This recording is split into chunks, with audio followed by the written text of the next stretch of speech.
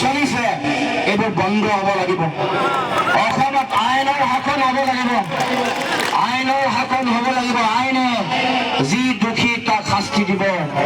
চৰকাৰৰ তেওঁলোকৰ সিদ্ধান্ত লোৱাৰ অধিকাৰ নাই যে কোনোবা মন গ'লে কাৰোবাক ধৰি নি ভৰিৰ তলত গুলিয়াই দিব, কাৰোবাক ভয় ভাবুকি খুৱাই জেলত ভৰাই থব, কাৰোবাক তেওঁলোকে ভয় ভাবুকি দি তেওঁলোকক অত্যাচাৰ কৰিব, থানাত ভৰাই লকআপত ভৰাই অত্যাচাৰ কৰিব।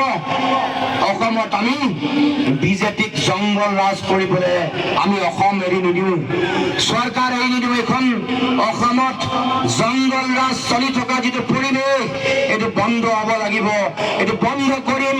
আৰু দিল্লীত যেতিয়া ইণ্ডিয়াৰ চৰকাৰ হ'ব, যেতিয়া প্ৰধানমন্ত্ৰী ৰাহুল গান্ধী হ'ব, তেতিয়া লগে লগে এইবোৰ কথা কম।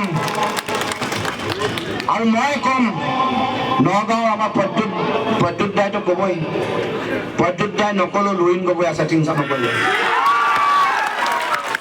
যিমান অন্যায় হৈছে, যিমান আমাৰ অধিকাৰ কাঢ়ি লৈছে, যিমান আমাৰ হিন্দু মুছলমানৰ নামত সাম্প্ৰদায়িকতা, ঘৃণা, বিভাজন আৰু সংকীৰ্ণতাৰ ৰাজনীতি কৰিছে, এই সকলো কথা মই ৰাহুল গান্ধী ডাঙৰীয়াক কম আৰু কম যে আমাৰ অসমৰ মানুহক ন্যায় দিব লাগিব। অসমৰ মানুহৰ মাজত সমন্বয়, আমি অসমৰ ৰাইজে পাব লগা যি অধিকাৰ, সেই অধিকাৰ দিবৰ কাৰণে সিদ্ধান্ত ল'ব লাগিব। আমাৰ যিসকলে দুৰ্নীতি কৰিছে, যিসকলে লুই বাজাৰ কেলেংকাৰী কৰিছে, যিসকলে উত্তৰ কাছাৰ কেলেংকাৰী কৰিছে, সেইসকলক জেলত দিয়াৰ দায়িত্ব ৰাহুল গান্ধীয়ে ল'ব লাগিব।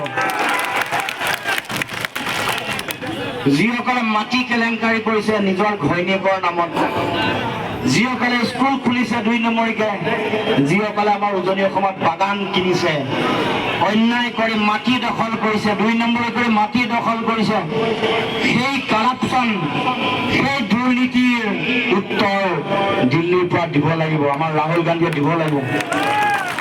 আমিও সেইসকল ব্যক্তি কেতিয়া জেললৈ যাব আমি চাই আছো, আপোনালোকেও চাই আছে, আমিও চাই আছো। ৰাইজ, আমি একেলগে আমি সকলোৱে আগবাঢ়িব লাগিব। এতিয়া এই অঞ্চলসমূহত আমি